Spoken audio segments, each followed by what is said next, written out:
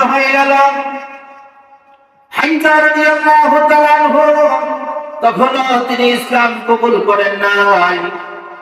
তার দৈনন্দিন কাজ ছিল শিকার করে বেড়ানো। বাড়িতে যখনই আসলো, তার কাজের মহিলাটা বলল, মালিক আপনি কি জানেন নাকি আজকে আবু জেহেল মুহাম্মদ সাল্লাল্লাহু আলাইহি ওয়াসাল্লামের গায়ে হাত উঠিয়েছে। হামজা রাদিয়াল্লাহু তাআলা আনহু ইসলাম তখনও কবুল করেন নাই। এমত অবস্থায় তীর ধনুক রাখা বাদ দিয়ে তিনি আবার ক্ষিপ্ত হয়ে ছুটলেন। আমার কলিজার টুকরা, আমার স্নেহের ভাতিজাকে কে আঘাত করেছে, আমি এখনই যেতে তার গর্দানটা উড়িয়ে দেব। রাগান্বিত হয়েছে আমার নবীজি কাবার চত্বরে আছে, আবু জেহেল রয়েছে।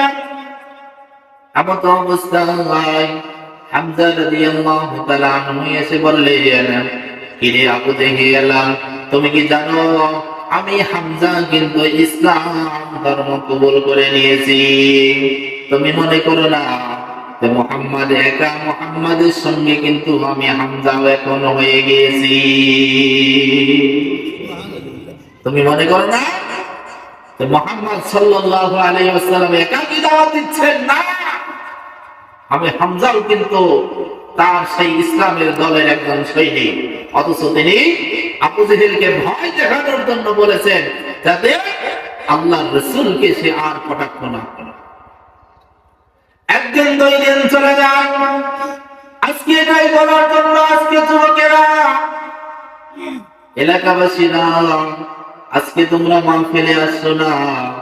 দেখো হামজা রাদিয়াল্লাহু তাআলা আনহু ইসলামের পক্ষ নেওয়ার কারণে আল্লাহ পাক তাকে ঈমান কবুল করলেন, তার জীবন থেকে জিহাদ কবুল করলেন, তাকে শাহাদাতের মওত তিনি নসিব করে দিলেন।